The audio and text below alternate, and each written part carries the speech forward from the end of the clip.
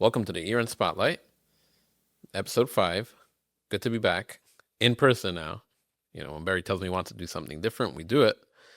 And we're here at the SoundPod studio, hosted by ESC Freeman. Thank you so much.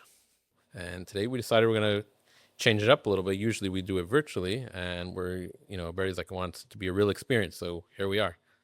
Barry, can you tell us a little bit about yourself, about what you do? Yes. So first of all, thank you. Number 5, it's a big number. Yeah, First time I think we're doing it in a studio. Hopefully correct. the guys have a real experience. So just quickly before we start, let's jump into, I always like for me, like to know in the first 30 seconds, what are you going to hear? What are you not going to hear? Love that. So you're not going to hear about outsourcing, meaning you're going to hear about it, but not in the way where people know already, okay, it's cheap. Everybody knows it's cheap. Everybody knows a billion companies. Everybody knows every company is unique. So that we have established, we don't have to do things that people know already. Okay. What are you going to hear? The struggles that people struggle with. For example, I want to take an employee, but how do I delegate? How do I trust? I built a business 20 years and now you tell me to give it over to some guy? Or how do I build the right systems and processes? How do I create a job description efficiently? How do I know in the interview if I'm getting the right person or not? What should you expect to do the first 2-3 weeks and so forth? So I'm going to give very hands-on practical tools and skills to help people really understand the inner depth of the outsourcing and not just, everybody knows it's cheap. So I hope the guys have a real experience and they enjoy it. Love that. Okay. So let's start with first a little bit about yourself. So I am 25 years old. I started working during COVID. I ran a business doing unemployment. So not that I was unemployed and I signed up for the unemployment. I was helping people that are unemployed get the unemployment. I had, I think, 50 employees. Oh, wow. I made a lot of money. It felt very good for an 18-year-old. I felt like I was on top of the world. It's a big accomplishment. And then as every 18-year-old who thinks he owns the world, I made some investments here, some investments there, only to find out that I'm a nobody. Not only am I nobody, I had all the standards of living with 50 employees and owning the world, and now it came to being nothing. So it's a big hit. And it taught me that... And it was overnight? No, but it happened over a few weeks. Okay. And it taught me to learn and to live and to understand the world, how it actually works, and to grow. So at that point, I could have had 2 experiences. I could have said, forget it, I'm giving up, have a nice day. Or I could have said, wow, I already had a lesson that's worth so much money and now I'm going to give up. So I took that strength and grew and learned from there. So from there, I did some, a little bit over there, a little bit over there, until I got into the outsourcing.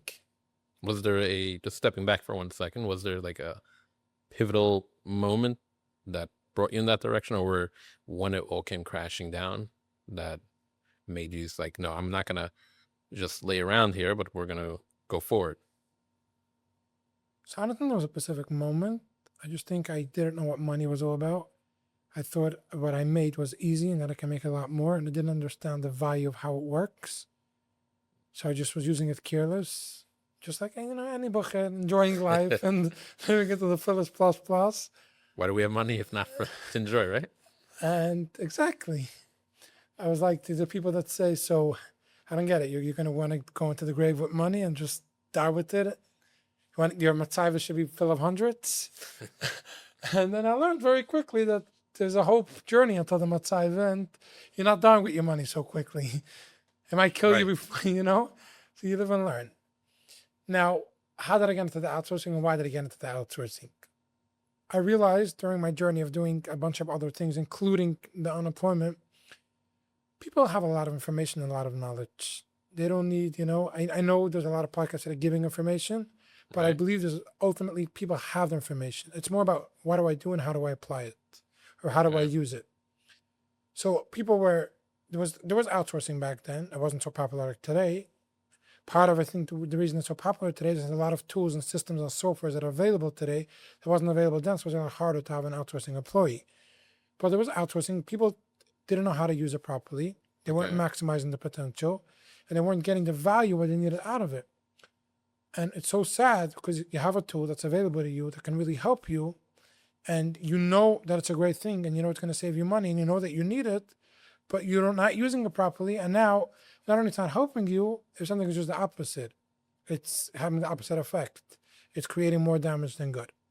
So I wanted to go into an industry where I felt that I can use my experience, what I've seen around the block, through speaking to business owners, being in multiple different industries, learning and understanding, and seeing the problems and trying to help people actually apply it, not through knowledge, because that they have, but actually Right. practical of how to use it and how it can actually come to their benefit and how they can gain something out of it. Interesting. Curious. I don't know if you've ever been asked it before, or if it's something that you've thought of it as you went into the industry, or maybe more recently. But there's obviously a difference with in office versus overseas, and it's not only that from the recruiting side of it. So from the employment side, you hear people to or for or against it, but from the recruiting or the hiring side, was there a thought process like which to go into, or was like no, this is what you're going into, however it came about? And Right.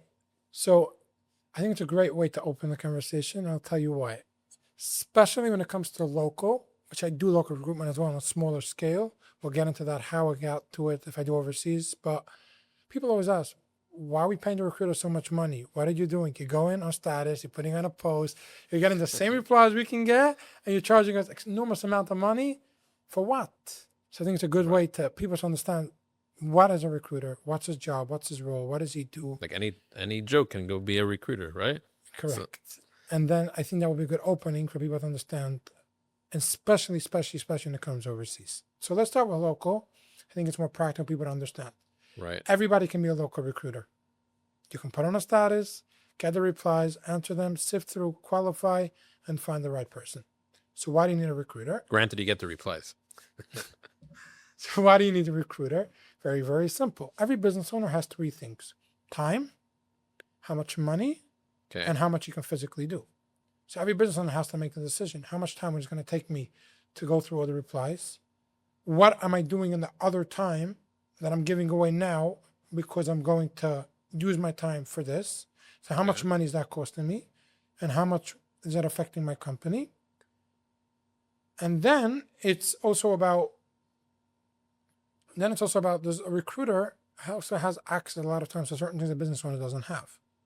So there's three things. There's how much money is this position going to bring me, or how much I'm willing to pay for it. And then you decide if you want to use the recruiter or not. How much time am I going to invest in this, or what am I giving away? And am I going to get the replies and the people that I want versus the recruiter that have access to other things?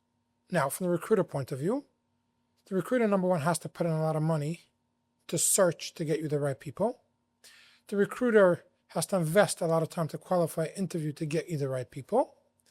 And the recruiter has to then also, a good recruiter, stand behind the product even after hiring for 60 or 90 days, whatever guarantee he gave you, to make sure it's actually going to work.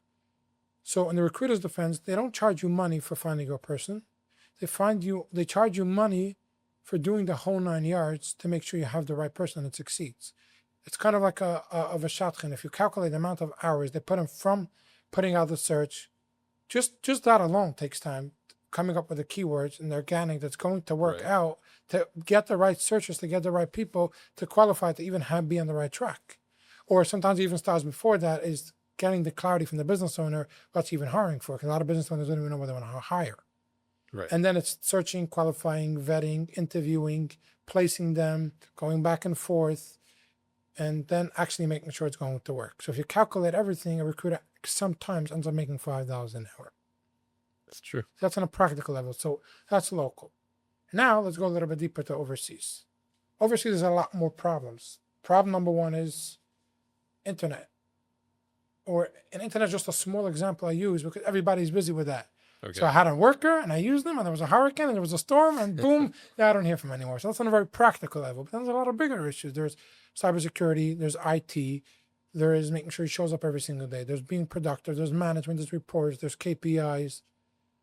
There is so much that goes into overseas that's not only about the recruiter actually finding the person, it's a lot more than that, which we can get into. So I think that's a very good understanding first. What's a recruiter?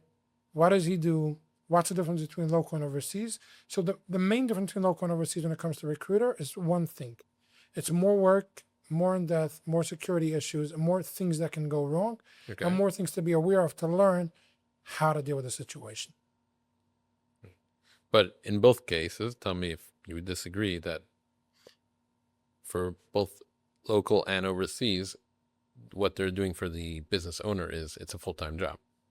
Yes. Just like for a candidate himself looking for a job is a full-time job in itself, as they say. You know, those big companies, the big ones that have like a few hundred employees, they have employees that pay a salary full time to be a recruiter. Right. It's true.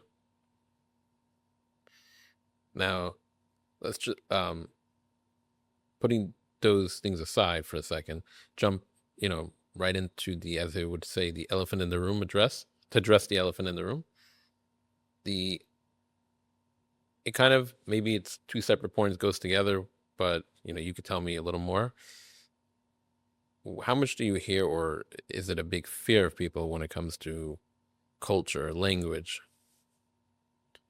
Okay, so you went basically, you took outsourcing, you jumped, boom, straight to the elephant, which I like. Yeah. But I think we should define for people what's outsourcing, the basic steps, and then we'll get to the elephant. But to answer your question, so people don't think like, oh, he's running away and he doesn't want to answer, I get it all the time. And it happens every single day. And one of the major things so first of all, we always have to define the difference between a recruiter and an agency when it comes to overseas. But one of the major differences of an agency is that, yeah, this is part of what they do, to take you, to give you the peace of mind, knowing that I have an employee overseas and I can sleep peacefully at night, knowing that everything's going to be okay. Okay. Now, outsourcing, very, very simple. Everybody knows you take an employee for cheap. And what are you doing? You're outsourcing. You're giving something away. You're delegating something from your company to somebody for cheaper. And the ideal goal is you should have more freedom. You should be able to get to your goals, and you should be able to make money. It's very, very, very simple. Now, the problem is that it's easier said than done. You sit down with the average business owner, a lot of them don't even know what they want. They just know they're overwhelmed. A lot of them come from desperation of, I'm about to give up, I'm going to explode if I don't have a solution. A lot of them are, how am I going to grow? I don't have money, but I need an employee. Or all these type of things, you can fill in the blanks. Then there's actually a lot of people that come, they're established, they're set up company, and they know what they want. So that's number one. So when you start talking about outsourcing, it's very simply said, okay, this and this and this and how it works. But when you define it, there's a billion different types of levels you can go into. So I think we should start with the deorganized company, because a lot of people can relate to it. I opened up a business. I thought that I was going to have time, and now I realized the business is actually controlling my time. Right. And I thought I was going to have money, and actually realizing that my money is going to my business. I'm working from 9 to 5. I can't make any ends meet. My family's taking a toll. So how can I actually get myself to be in a level where I can actually succeed and go to where I want to go with the idea that I had in the business? Right. So here's actually where I want to stress for a second where I come in, and that is I'm not just a regular outsourcing guy. I actually try to make sure everything is going to work and giving all the clarity and the steps and the tools to the people. So let's begin very practical and very slow, and then we'll build from there. The first practical step a person needs to know is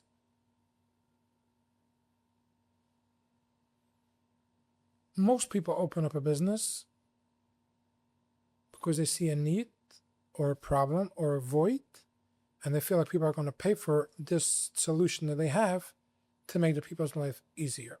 And why did I start over there? Because if you don't have a reason why you're in business, it's very hard to stay in business, and it's very hard to be motivated to do business. So when you wake up in the morning, it needs to be the basic motivation. When you have that, now it's much easier to say, okay, I have this and this and this issue. How am I going to deal with it?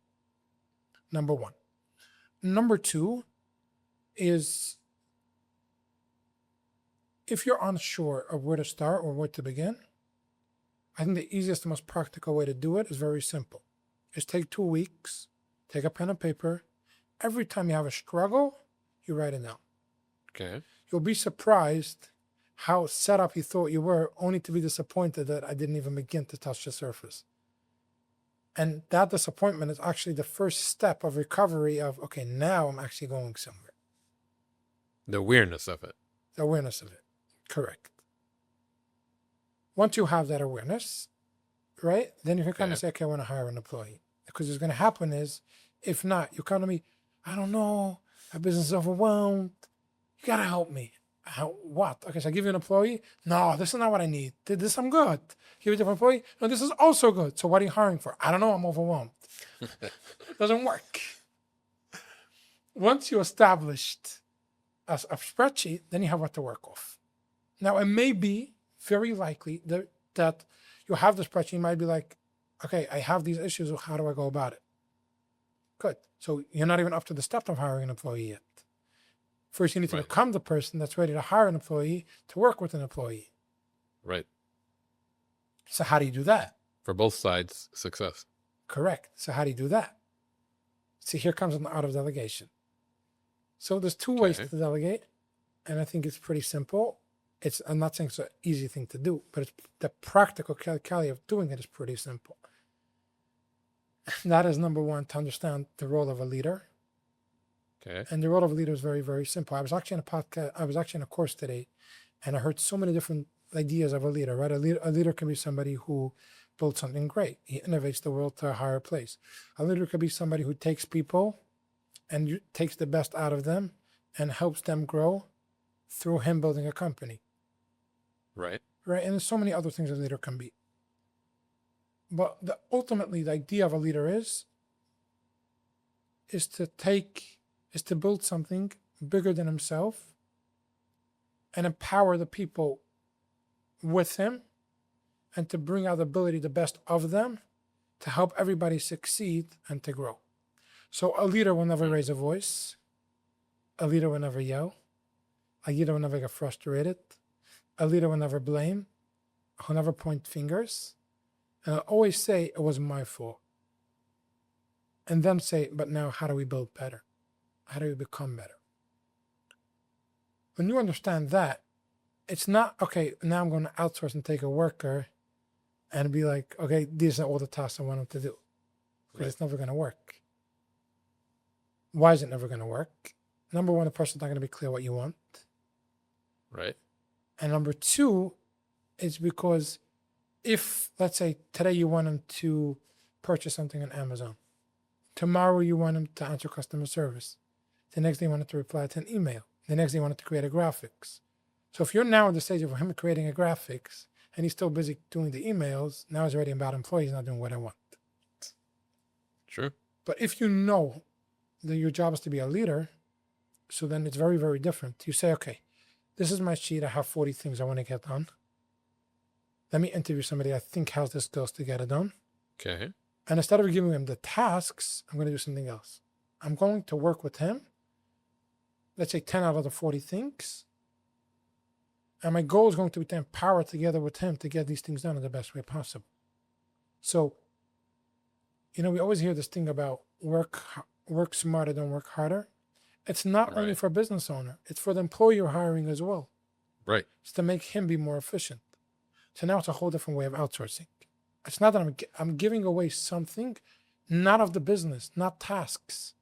I'm giving away something of me, which is the leader, empowering and building people to do their best to complete the task that needs to be done. Very interesting. Right? So it's not like, okay, you're coming in 9 to 5, this is your job, and this is what I need you to do today. Because that's never going to work. Instead, you say, how can we do the best with your skills and ability, with all the tasks that need to be done in the 9 to 5 job to be able to be efficient? And I'll give you an example. Think about it for a minute.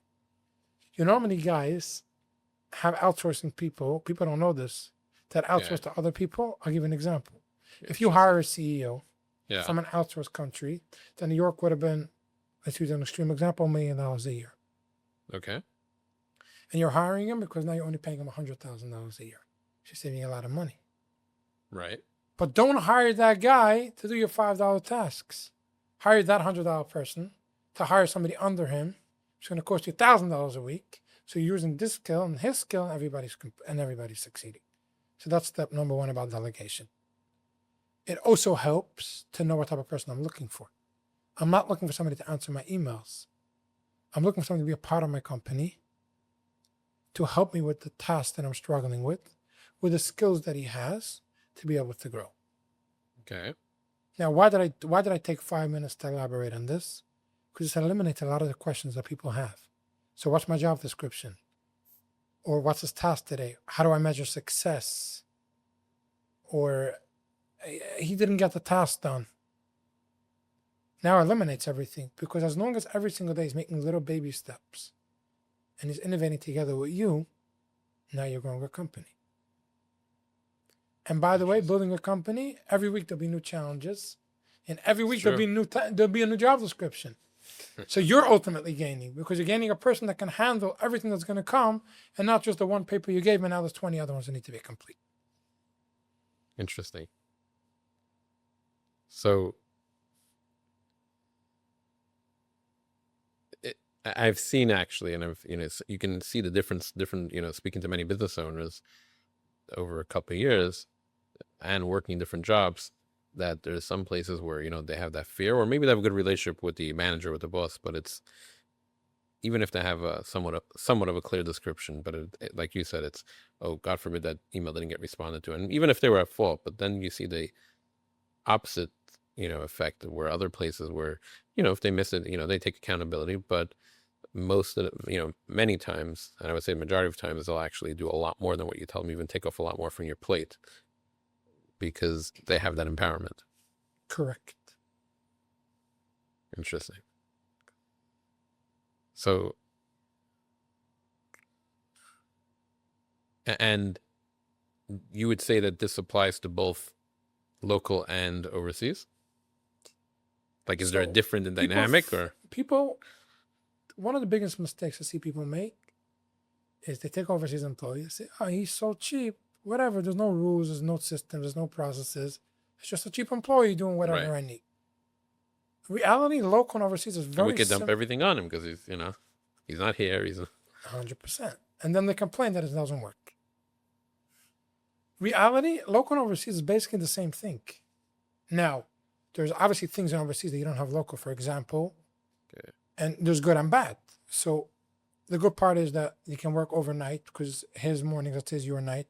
Right. Right. You can pay cheaper. You can build a bigger team. And still pay for them what could be decent pay while you're saving. 100%. And then there's disadvantages. For example, you can have hurricanes there, which happens as part of their life, and you're going to not have an employee for 2 days. Right. It's part of what comes. So yes, there's obviously differences between overseas and local, but the majority of delegation, process and systems, all those things, it's the same. In fact, I realized that the people that mastered locally how to treat employees well will succeed very, very far in overseas, versus people who don't have a system over here. Overseas is not going to change. It's not going to fix it. Interesting. So there's going to be more people on payroll, more headaches to manage somebody, because now you took somebody in, but without actually fixing or solving the problem. Now, let's go to the next part. So you have an employee, you learned how to delegate, you understand a little bit from a different point of view how to create a job description. Okay. Now comes to, so what systems and process, before even hiring the worker? Well, how did they figure that out? What made them, the business owner, get to that realization? Very simple. As we said earlier, he absorbed, created a list, wrote down everything he needed. Do they usually do that on their own, or is it like after speaking with, whether it's a recruiter, someone like yourself, a consultant, or? Most people don't do it on their own. Most people just know they're overwhelmed. They want to have freedom. They want to make money. They have goals where they want to succeed. They want their clients to be happy. Right. So they need more work. Which, by the way, if you understand, recruiter has more than one role. It's not only finding a worker. It can sometimes be a consultant too. Right. And as the conversation continues, there may be so many other things that may come up. And you might even think you just need someone to do minor bookkeeping or customer service. Really, you need someone to manage your social or your calendar or something else. That's really, what you really need off your plate. 100%. 100%. And sometimes you might actually need those things, meaning the bookkeeping, but then 2 weeks later, you might need emails and whatever. So it can happen in so many different ways. Interesting. You know how many times people call me, they hired an employee for one thing, and now either the employee did it good, or they realized how good the employee is, so now they realize they need more things done, and they want to know how to, they don't know if they should hire another employee, or they should give this employee another task. They don't know when they overwhelm them. They don't overwhelm them. So we're going to get to all the topics. Having the right balance. But we're going to get to all the topics. I'm just trying to people to understand there's a lot more to recruiting than people think. Right. Now, as I said, this podcast I want to make very practical. So I want to think tips that people could take home. So we spoke about delegation. Okay. Also, there's one more thing we missed about delegation is very important. I'm not taking away the fear people have that I built a business for XYZ amount of years, putting my soul, sweat, money, and all that, and now I have to go somewhere else, not local, it's not in my office. I don't know what's going to be, and just blindly trust somebody. We're not saying you should do that, but we're saying there's ways to deal with it, and there's ways to understand it. Now, next thing, let's talk about process and systems. Right. A process, first of all, what does a process system mean? And then is it different local and overseas, and how does it work? Now you're talking my language.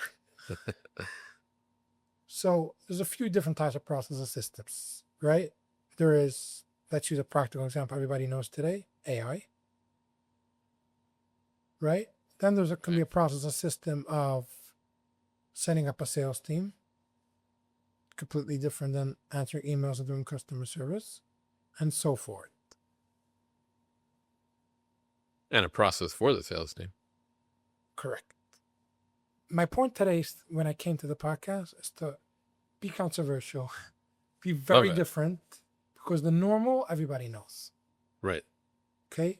So I'll give you an example. Everybody knows you can go into ChatGPT and you can link it to your email. Now, maybe not everybody knows how to do it. Maybe you need to hire somebody who does it to customize it. Right. Everybody knows there's so many things that can be automated. So why do I have to say it on a podcast? Right. But then there's different perspectives. I'll give you a very interesting perspective. Not a lot of people, okay, and this is again part of being a leader, Okay. say, I'm going to hire somebody. I need to create a process and system. How about I do different? How about, and again, this might be controversial, but how about the person I'm hiring, if I decided he's the right hire, let's take the first week, 0 tasks. The first week is to discuss with the person what his role is going to be. And through his experience, together with him, figure out what's the best system and process to create. So creating the role around him. So I'll give you an example. If you always used Airtable, which is a CRM system, and the guy is familiar with Monday.com, there's 2 ways you can go about it, right? You can say, no, you have to learn Airtable, which may be good and may not be good. Right.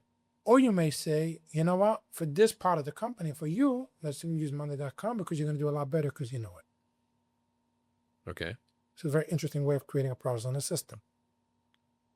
Now, what I'm not saying is that you shouldn't have a process and a system, because then the employee is going to be confused. What I'm saying is you can tell the employee, this and this is what my process system is.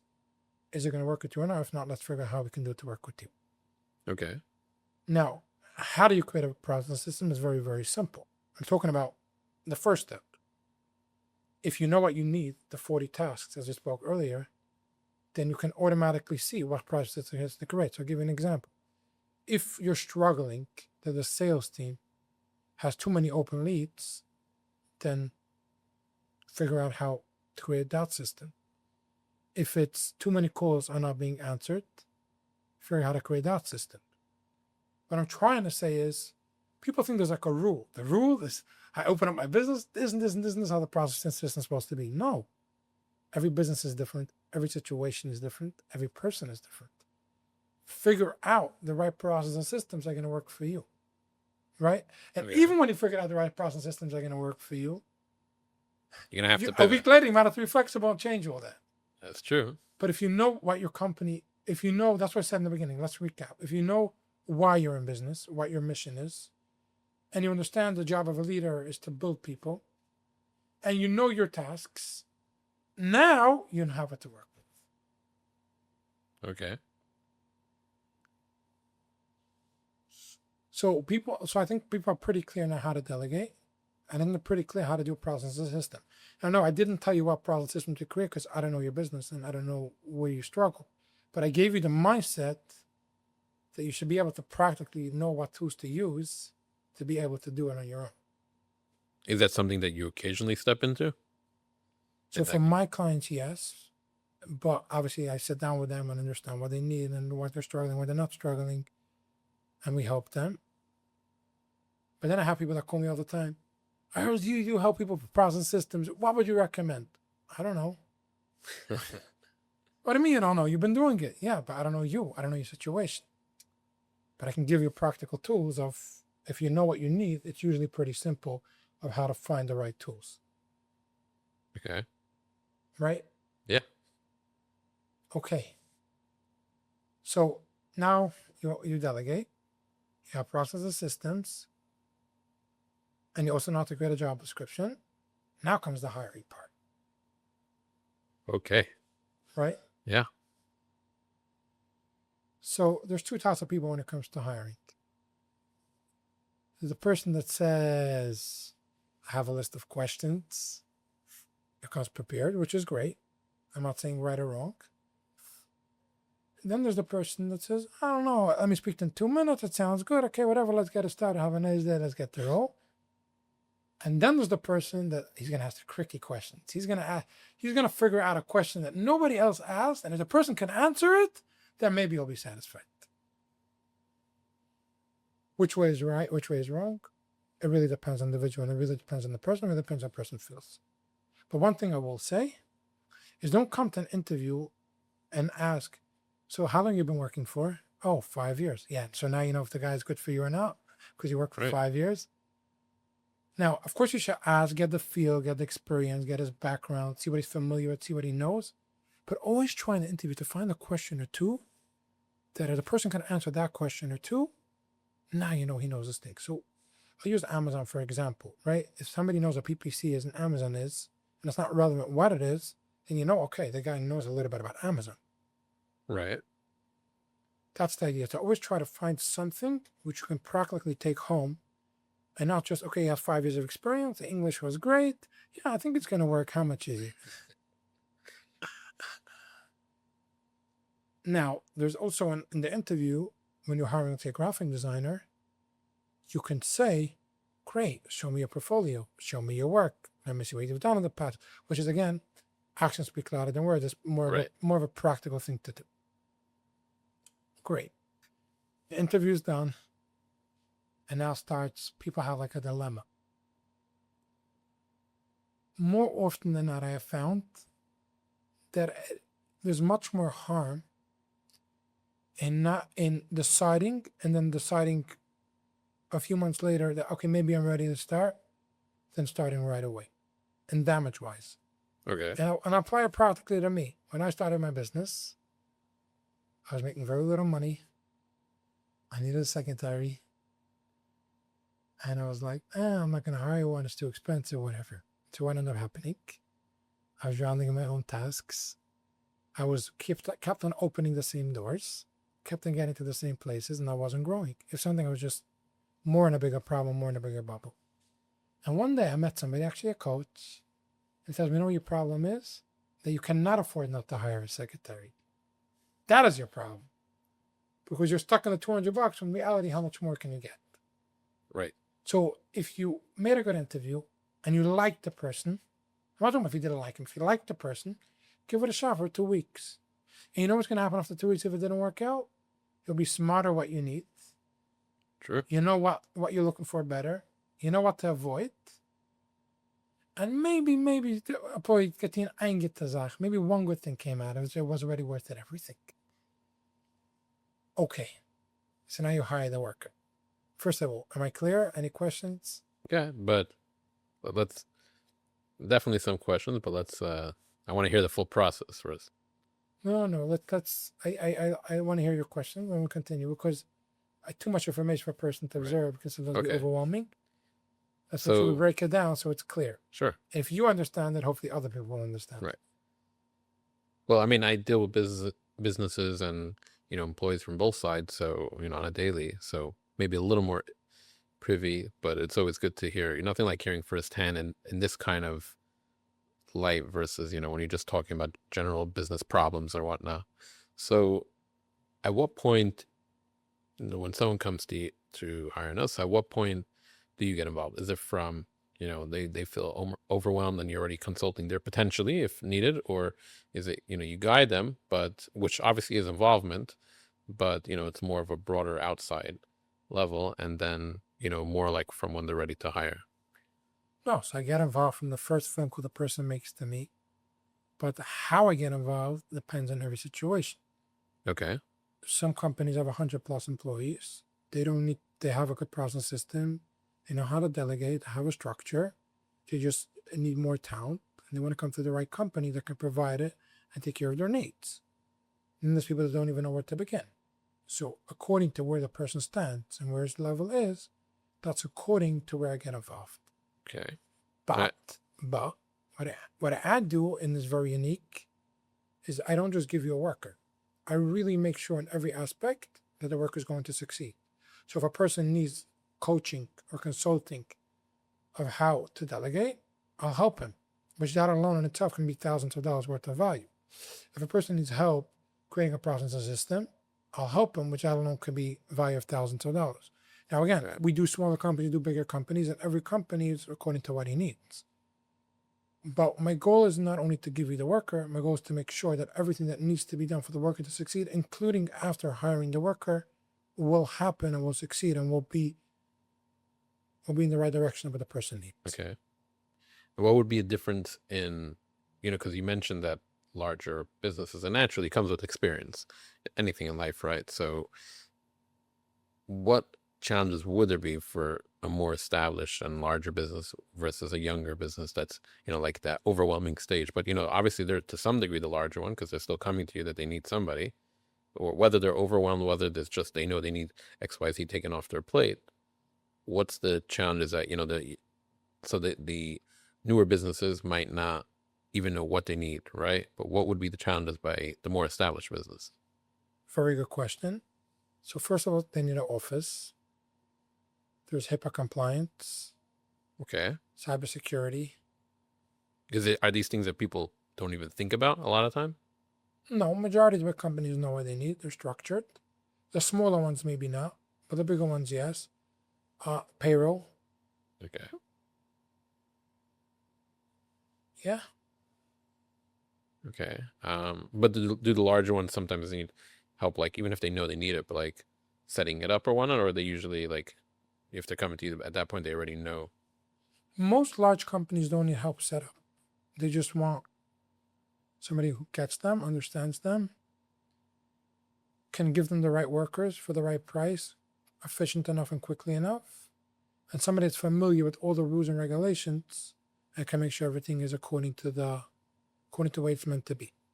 But actual process system and setup, most of them are good. Most of them know what they're doing. Can you still provide now, what them? I do have, and I do, okay, is a lot of big companies say, what I want is I want you to do everything. So that's already a different story. Meaning, I want you to become the CEO of my company. So you hire the workers, you manage the workers. So in that situation, we'll sit with the company for 3-4 weeks, understand every aspect in every department. We'll understand what they're looking to fulfill, what their challenges are, and how we can make it better. And from there on, it's our responsibility to work with the worker every single day and to really make it work. Interesting. Are they less flexible in that sense? Like what you were, going back to what you were saying earlier about sometimes building a role around, meaning you should have a description, obviously, know what you need to hire, come with work on that. And once you have that, go and hire, but but still have the awareness, if you want to say it, to be flexible around the employee as much, obviously, again, to get the job done. But do the larger businesses have that, or they're like, this is what I want, and if he doesn't fit in the box, So I believe people should have their boundaries, and I believe people should say they want an employee that fits their box. But I also think once they hire the employee they felt was in their box, then they should become flexible and allow the employee to grow and to scale and to deliver the results. Okay. Right? Because if not, it's like, it's not fair. Like you're looking for something and you're getting something else because I want to be flexible and then I have to work with it. It's not going to work. That's true. I did hear once from a business owner that he hires obviously for specific roles. Sometimes it might be he's got multiple businesses. Sometimes it might be to kind of almost be like that right-hand man where you're not necessarily the CEO. You're in a sense above it to a degree, but you're involved with everything. Sometimes it's for one company, but he ends up, he'll have many times where there just might not be the right fit, or, in the timing that they need, and they need it done now. So, they're growing fast, but he has the rule where he tries hard, like not to fire someone if he does, unless the, really warrants it, but, or it really doesn't make sense, but he'll try to see, is there a role in whether this company, another one that he can fit them into. If they don't fit the box, again, that's another story. But so that's besides fitting the role around them. If they can't fit here, can we blend it? Can we put them somewhere? The problem is already firing workers before hiring workers. We left over the hiring part. So I think we should get into the hiring part. But yeah, we're going to answer that question. Firing, I spoke once to a business owner, and the business is not going well. And I said, so why didn't you close it down? She says, yeah, because that alone is a job for itself. It's true. It's so easy to close it down. So we'll speak about that as well. But let's first talk about the hiring part. Okay. So it's pretty common sense and practical what I'm about to say, but I think a lot of people just need to hear it. Number one, you don't take an employee day number one and just throw everything on him. Number one. You don't, number two, not take an employee and say, okay, I'm going to be overprotected and I'm not going to give him anything for a month until I feel confident that it's going to work. So obviously there needs to be balance. The right balance, I'd say, is very practical. Take 3 or 4 things, specifically the easier ones. Okay. Give it to the employee. Why? It's very simple. If you can get the easy stuff done, great. If you can't even get the easy stuff done, it's not even worth training them the hard stuff. It's pretty common sense. Now, one of the big mistakes I see people is they don't have patience. Not because they don't have patience, because when they hired the worker, they were so desperate for a worker that they're like, oh, I found my perfect. You know what I mean? No. Now I can clock out at 5 p.m. Yes. I think like this is the solution to all the problems. First of all, the first month, it's actually going to create more problems. Why? Because you have to train them, you have to manage them, you have to make sure the work is done efficiently. But ultimately, when you do all this, the goal is you should have a lot less problems. Right. So people have to remember, it could take a month, it could take 2 months. But as long as you're making a little petty baby steps every single day, you're heading in the right direction. So they say not to get too sidetracked, but they say that with politics too. Like, people think this new, whether it's a local or all the way up to president, like, oh, he's going to come in, I voted for him, he's going to be the best, going to make a change overnight. Prices won't go up, except people forget it will initially, many times, not always. And then it's going to bounce back, but stronger. Another very practical thing is because they're not in your office and you want to make sure they're doing a good job, and there may be language barriers or other stuff, it's always good to say, I gave you a task. Can you do me a favor? Can you repeat in your own words the task that I gave you? Interesting. So I can make sure you understood it exactly the way it's meant to be. And then step number 2 is, now that you understand it, do you feel there's a better way or more productive and more efficient way to do it? Or is there an easier way for you to do it? Okay. Once you have an employee and things are going well, then you could already start building out. You can start getting more responsibilities. And according to the level you feel he's good at, according to more and more you can give him. I feel like both sides, you benefit from that. Which part? Of making them, review and repeat everything they, what they've worked on. What's the saying? You learn more from your students. So. I always say I like to consider myself the student of the world. It's my quote. Interesting. Okay. All right. So now there's a bunch of practical issues that can come up. Internet, communication, time zones. So here is a little bit where the difference between a recruiter and agency comes in. A recruiter gives you a worker. They set you up to help you out. But once you have the employee, usually they step away. Obviously, they give you a guarantee, 60, 90 days, but you just step away. An agency is somebody that holds your hand, guides you through the process, and is there for you whenever is needed. So if there's a problem, I work in the shop today because there's a hurricane, it's the agency's responsibility to try to step in it to make it work. So it doesn't mean that I can get you your worker, because if he has a hurricane, he doesn't have internet, there's nothing I can do about it. But maybe I can get you a different worker temporarily for the day or two, and just to make sure that everything is running efficiently and smoothly.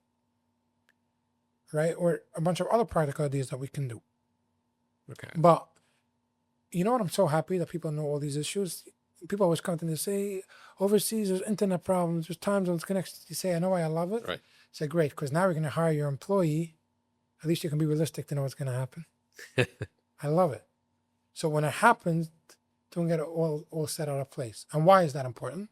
Because now you can do certain practical things to be aware of it. If you know that there may be hurricanes, you also know that I may always need to have a reserve just in case employees don't show up today to do something about it. Right. Right? Or if you know that employees have certain holidays that they need to obey, you know, okay, those days are not going to come and they're not going to work. Right. Meaning And it's it may not be avoidable, New Year's but you're because in prepared. Colombia may be a different holiday. Right. And in Mexico may be a different holiday. Great. And if you know that the worker has different time zones than you, then you know you can use it for your advantage. So if you need something done overnight, so when you wake up in the morning it's taken care of, great, your employee can get it done. Right. So don't take the challenges and say they're a problem. Take the challenges, work with it, and build it for your advantage. Yeah, it reminds me of Chris Voss has a saying where he gives a bunch of examples, but in his book, Never Split the Difference, in his live, talking engagements, he speaks about it where, the most common example that I recall is if a kid goes into doctor and says, it's not going to hurt, and give it a shot or the vaccine, whatever.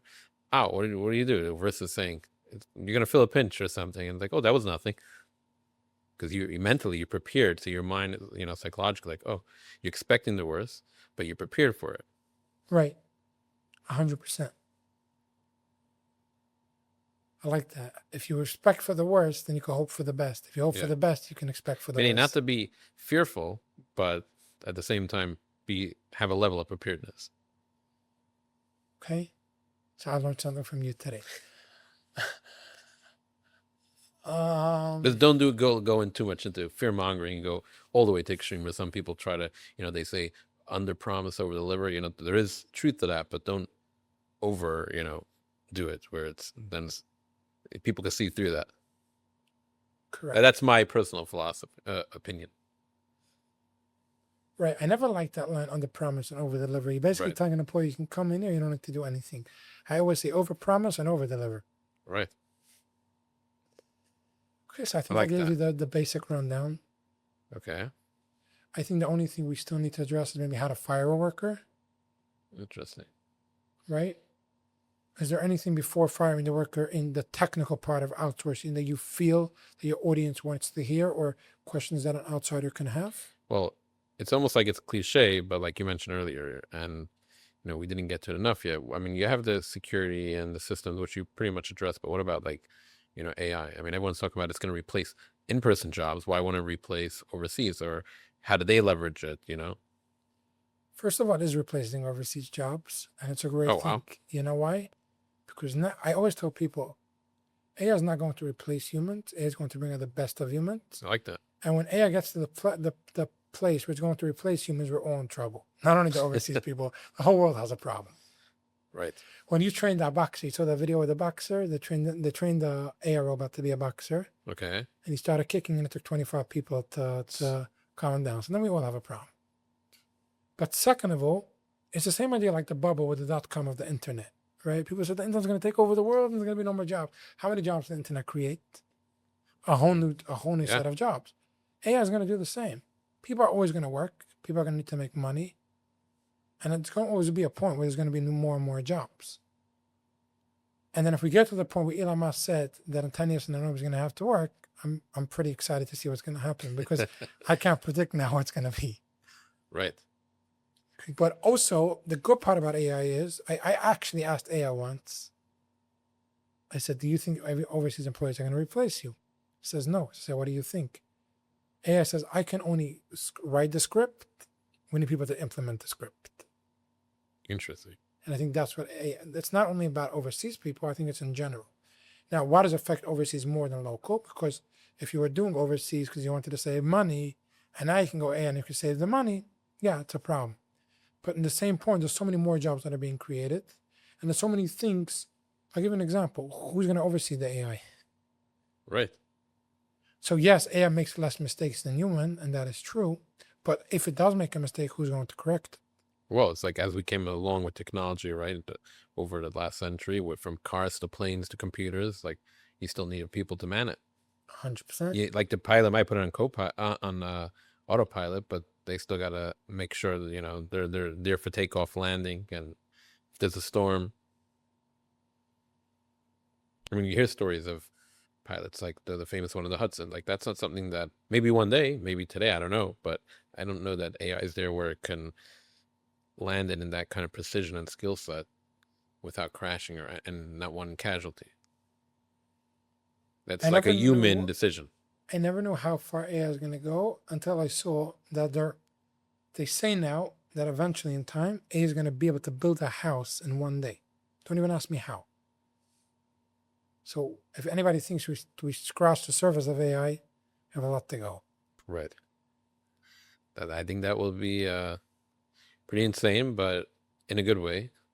But I think even there, you'll need people to, oversee it. So maybe you won't have as many laborers, but you'll have. Right. I don't want to get too much into AI Yeah. because I want to stay into overseas, but I always tell people AI is the smartest, dumbest invention we ever had. What else do you feel the audience would like to hear? Well, going back for a second into, again, you did speak about a system and process, but you were saying, and maybe that's the next step about firing, but even for day to day, how do you, whether someone goes to an agency, they do it themselves, how do they, so they have a good system day to day, but how do you stay secure? Especially with, we did a webinar not long ago where we spoke about, how AI, people don't realize, has access to your stuff. If somebody mentioned someone who's in IT and security said how they did a test run with it and literally sent out like a crazy large charge on his behalf or purchase order or something. I don't recall the exact details. So like, how do you, let alone where people who are not necessarily an expert on that, like, but they're utilizing it for work or different systems, even not AI, how do you, make sure it's secure? And the other fear of them not necessarily using it in the wrong, intentionally or not intentionally, for the wrong purposes, especially with HIPAA and all that. So let me make sure I understood your question. You want to go into the cybersecurity part? On both system, I guess you could say a two-part. There's a system wise, make sure there's a proper system, and then there's that's being followed, but also how do you know that system is secure, that the people utilizing it, the thousands or hundreds of miles away, is gonna do what's right with it. So very good question. So system, I always tell people, is the same idea like marketing. How to know if marketing is working, if it's done effectively. You do A/B testing. You try this status, that status, this newspaper, this radio show, podcast, and then you see.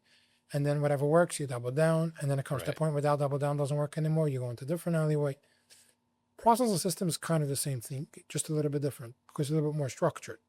So there's things that are always going to work, right? You can always figure out a way to answer emails efficiently. You can always figure out a hotline to say press number 1 for English and number 2 for Yiddish. There's things that you can systemize and automate, which is always goes pretty simple. Then there's things you're always going to have to figure out. So for an example, okay, I just employed another employee. How do I go about it? Or I just opened another division in my team. How do I go about it? Or I created a system for an employee. It's not working. How do I change it now? Or even a tougher, not necessarily tough, maybe it's easier actually, but like if you're an insurance company or if you're a law firm, how do you handle secure documents? And a lot of times from what I've spoken to people that run such companies. Right, so secure documents is cybersecurity. We'll get to that in a second. I just want to finish about process and system. Don't be afraid to switch a process and say, oh, well, I'm not organized. No, know that you're very organized and you have growing pain. Okay. And it's okay. And say, wow, look how much I achieved. Now you need a bigger shoe. And now I have to figure out how to think a little bit out of the box. Great. Now, when it comes to cybersecurity, I think it's one of the most important things when it comes to overseas. Unfortunately, there's a lot of stories about blackmail and ends up costing a lot of money. And it's more common than people think. And it's something which you have to be very secure. So it's the same idea like me with the secretary. It's not that I can't afford to hire a cybersecurity. You cannot afford not to hire a cybersecurity. Like that. And cybersecurity is not only for the security part, it comes to be for the IT part. So I'll give you an example. How much more secure would you sleep at night knowing you have an IT that can log into the employee's computer any given time and delete anything if you feel you're not comfortable? So forget about the blackmailing part. That alone is worth money. Right. But yeah, 100%. I would not recommend anybody to hire alone if they don't have cybersecurity. The only time you don't need cybersecurity is if you go to an agency, because the agency does the cybersecurity. Yeah. But Where regardless, you need to be secured. in that sense, they're like managing the employees for you. Because everybody knows it and it's common sense. And by the way, this is one of the things that agency deals with the whole day is people always say, so I'm going to hire an employee. He's overseas, 18 hours away. What's stopping him from 1 second to the next to block my number and have a nice day? And what do I do now? Right. So the same way you understand it, the same way you can understand why you need cybersecurity. Yeah, part of an agency's job is to keep a relationship with an employee that should be so happy and to take care of them to make sure that they want to stay. And that's one of the things I do, by the way, as equally as I focus on the customer, it's equally as important to focus on the worker. I always want to make sure, I always tell my workers there's 2 parts. There is the part of you getting paid on time, making money, paying your bills. Okay. And then there is a very important part of living, loving, and enjoying your job every single day to have the motivation to wake up and to want to continue doing it. And that means you need to grow at your job, you need to feel successful, you need to feel productive, feel bringing results, and so forth. So in that sense, it's similar to a local talent or hire, but it just may come with, in some ways, what seemingly bigger challenge because you think you're saving, but really, you still got to make sure they're happy in the day to day. So you have to have that mindset. Like 100%. Local people feel more secure because, like, oh, the guy, if he runs away, I have his address. I'm going to knock on his door, go hunt him down. or I'll find someone else Hunt tomorrow. them down. I never ever saw a business owner, an employee leave, go hunt them down. So it's the same idea. If you treat your employees fairly, if you're a leader, people want to stay, they want to grow. Now, if you're going to only hire somebody and pay him and give him a payroll and he's not going to feel productive, his chances are going to leave. Sure. But back to cybersecurity for a second. Yeah, you need one. It's important. I know I'm not going to promote a cybersecurity company. I don't want people to think this is an ad. No, I want people to understand it's a serious thing. You need to do it. And take the few extra bucks, be protected, and avoid yourself a lot of headaches that are unnecessary when you can solve it in 5 minutes. Okay. Another, just because I've heard different types of arrangements, is there generally, and this is not necessarily just for you, you can say what, you can feel free to share how you have your system or not, but do the agencies generally have someone like boots on the ground that they're like the foreman, or maybe they go down there a few times a year with or without the business owner? And I didn't have yet. I know those people that go down and that make a whole party for them, bring them custom merch, make them feel included in the company. Also, a lot of times they want to grow, so they go down, they have their team, they go around with the people that try to recruit more. So yeah, it's done. It's very commonly done. And there's a lot of people that go down and fly back their employee and make them a USA citizen and keep them over here. interesting. There's so many things like Because they realize so there's so many- much more value than. Yeah. So yeah, but I'm telling you, outsourcing, like, it can go a billion different ways. It can go, there's companies, agencies that have offices, agencies that don't have offices, agencies that have merch that don't have merch. But yeah, like, whatever you can think or any question you can ask, there'll be somebody that did it. I actually just spoke, well, not recently, a while ago, spoke to somebody that does recruiting for local, for nurse, for the medical, not necessarily doctors, maybe, I think, but nurses that they had to have the degree, or maybe they have to do, if not, then they can maybe a short bridge to gap type of thing, course or whatever schooling, but where they come work in American hospitals because they worked in an affiliate or the schooling that they did, whether it was in Mexico and, Asia, wherever, but they're willing to work for less to getting their visa sponsored, at least in the beginning, especially if you bring the whole team. It could be a major cost, effective but yet you're still getting good quality of care. And sometimes they have real hands-on experience bringing them to, whether it's a healthcare facility, a hospital, whatever that may be. So that's a whole different ball game of like local, yet a blend of outsourcing. Correct. Which again shows the perspective that it's way broader and way bigger, and whatever you can think or imagine, somebody tried and did. Yeah. Do you see obviously you're always learning more stuff in any industry, and that somebody's in, but do you see how it's like the industry is expanding? Or because, like you said, 10 years ago you didn't see as common people being open to hiring offshore. But you see how funny this is? 2 minutes ago you asked me if AI is going to replace overseas, And they asked me the industry is going to expand, and yes, it did because of AI, because it's much easier to hire. My point is, every challenge could be an opportunity for you, and every opportunity could be a challenge. And if you learn to innovate and you grow from it, you can become very successful. Okay. So the same thing that's telling the people that outsourcing is becoming smaller, it's the same thing that made outsourcing a lot bigger because it's a lot easier to do it. Okay. Now, what's something I know you kind of addressed it a little before, and you started with saying what you're not going to hear, what people don't necessarily like, but what's something that you if you had to pinpoint one thing that people really either don't know, or maybe they know but they don't really comprehend it or think about it about the industry. I think it's very simple. Anybody could take a flight, land in any country. Even before they step out, the airport is packed up people. Say, hey, you want to work? How much do you want to make? All right, great. You're my employee. Or they really want to be chitra? They can be there for 2 days. And say, wow, boom, I found the right guy. But I think after our conversation, people understand there's so much more to it. And even if you're going to do it yourself, learn, study, make sure it doesn't backfire. You know that the smallest mistake in some companies are way more money than you paid the employee the entire year? Right. Let that sink in for a minute. So I think that's number one. And I'm not saying you need to go to an agency. I'm just saying learn and study and know what you're getting yourself into. Another very big thing, people hire employees sometimes. I'm not talking about cheap, I'm talking about good ones.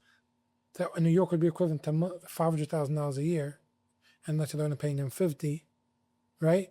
Yeah. To give them a task which they feel is going to be productive so they can go and do the task at $5. It's so stupid. Right. But overall, like I said before, I think people have knowledge. They know what they're doing. I'm trying to give practical tools of how to implement certain things. But I think overall, people are a lot smarter than they think. Especially in today's generation. Okay. And people I feel are also more, open and to learning about different cultures or working together. Now, one thing I always like to ask is, everyone says we have good customer service, but at the end of the day, I believe that every business is going to have some challenges, whether it was just communication, whether it was, maybe, you messed up, whatever it may be. Maybe it was their fault, the client or the employee, whatever. But how do you handle those kind of situations? What's your secret sauce? Very good question. I want to just address one topic before that for a second. I think it's very important. I didn't talk about it because people it's pretty common sense, but it's good to speak about it for a second.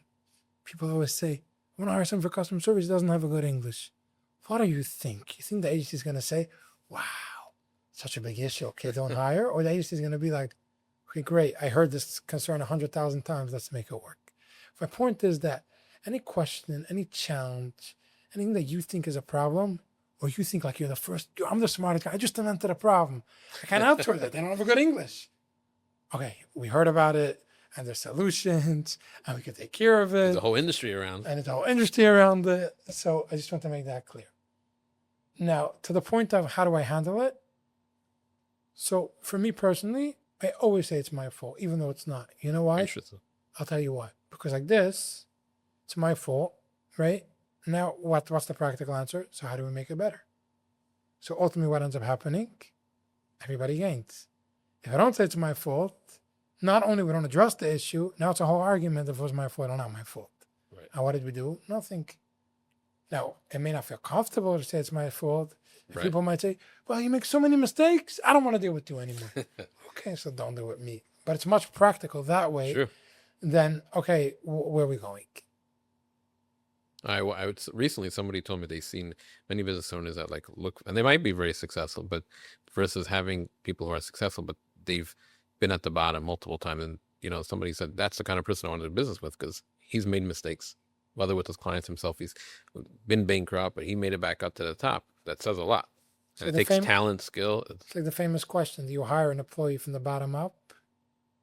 Right. And you train him? Right? Or do you hire an employee that has a lot of skill? Or do you hire an employee that's at the bottom now, but had a lot of skill, and now he's not at the bottom? Like they say, now I'm not starting from scratch, I'm starting from experience. Now, there's no right, there's no wrong. Every person put into what he feels in the situation and what he needs. Right. Interesting. But me personally, I love dealing with people. You ever heard this famous story? There was a guy who worked in a company, a really large healthcare company. He made a huge mistake, over $1 million. And the boss calls him into the office. And the boss tells the employee, you know why you're here? He says, yeah. He says, why? He says, I want to get fired. I made $1 million mistake, right?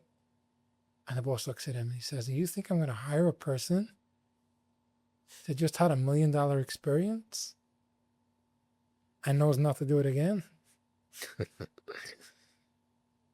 So I love dealing with people that make mistakes. I always tell people I learned so much from my mistakes. I plan to make some more. I like that. So yeah. Right. Very interesting way of, I actually think if you allow yourself to have the flexibility to know you're going to make mistakes, you'll be surprised how much you're going to learn from them. Okay. Versus, and I can't make a mistake. I must have the right process and system. That anxiety alone can create so many mistakes. That's right. The anxiety of needing to be Mr. Perfect. It's true. Now, before we wrap up, I always, I like to think that I'm out of the box a little So bit. before we wrap up, I just want to Yeah. just address the one topic that we didn't come back to, and that's how to fire an employee. Right. That's good. So it's pretty simple. Number one, make sure that you offboard them from everything, which if you have a good IT or cybersecurity company, it's pretty easy and pretty relatively simple. Right. Second of all, make sure that you don't burn a bridge with them just in case if you ever need to rehire that employee again. Just in case anything happens, you should have a relationship with him. Right. And usually, I know it's hard, but I wouldn't recommend people to fire employees until they have a replacement. Because now you're firing somebody, and what do you do now? Right. So rather hire an employee for 2-3 weeks, work with him, then fire the employee knowing that you're okay. Okay. Makes sense. How to fire an employee is very hard. So if you go with an agency, it's their problem. If you do it, it's if you can relate and understand for 1 second how painful it's going to be for the person not having a job, he has a family, needs to pay a salary, and you bring all that out in saying something like, you've been so amazing, and you know what sucks? That not only you're not going to have a job and whatever, right? It's also that, wow, you've been so good over here, and it's kind of like me who doesn't need you anymore, or I can't afford it anymore, and that hurts even more, because not only you have to put with the burden and the guilt of coming home to your family and saying, how am I going to make ends meet? Now it's also like, wow, you've been so good as well. So it stinks and it hurts the employees Right. so much.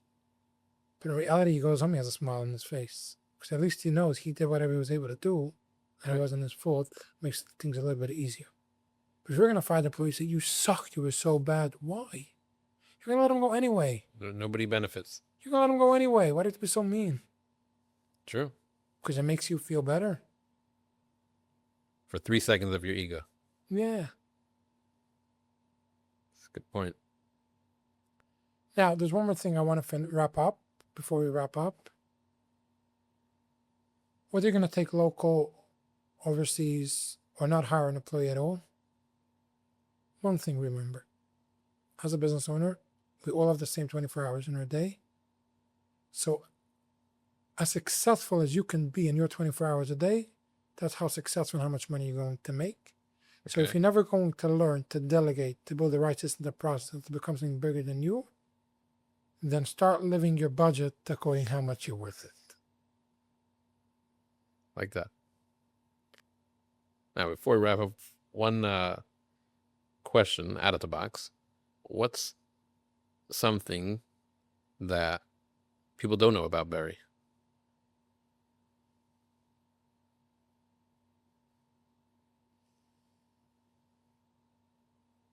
So I'm going to say things that most probably people don't know. Hope it comes out the right way. It doesn't have the opposite effect. Sure. People have no idea how much I went through, Okay. how many times I could have given up,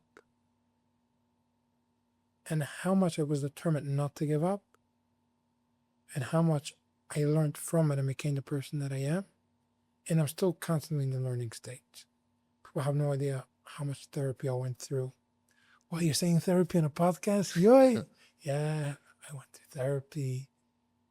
People have no idea. People used to call me a sugar daddy. I didn't have friends for a very long time. I can tell you how hard it is to be a people pleaser and how much you get out of it. People have no idea how much money I lost in the process. Okay. But I always tell people, your story is your story. The direction you choose to go with the story, that's ultimately your decision. And you always need to remember that the story didn't finish, and it's in your power to decide the next chapter of the story and how you want to write it. So for me, it was like, okay, this was my chapter number 1. And now I'm writing chapter number 2. And I have no doubt that in 5 years from now, I'm going to be writing chapter number 3. So should we expect a book sometime soon? So yeah. And why am I saying this? Because you don't need to be Mr. Perfect to open a business. As long as you know that you don't need to, that not everything needs to be okay. But if you go with the process, you can learn, and you're okay to accept and to open. And you understand that I said earlier, I learned so much from mistakes, I want to make more. And you understand that you need to, you know how powerful the mistakes are? You need to make them to be able to move forward. You know why? Because otherwise, what's forcing you or getting you to open another door, to think a different direction, to think out of the box, to be different? Right. The only way is by making mistakes and being in a situation where you say, okay, now I want to be better. Now I need to think differently. So, yeah. Wow. Powerful. You know, you only gain from experience if you choose to learn from it and, you know, climb up the ladder versus always looking down or looking back. Yeah.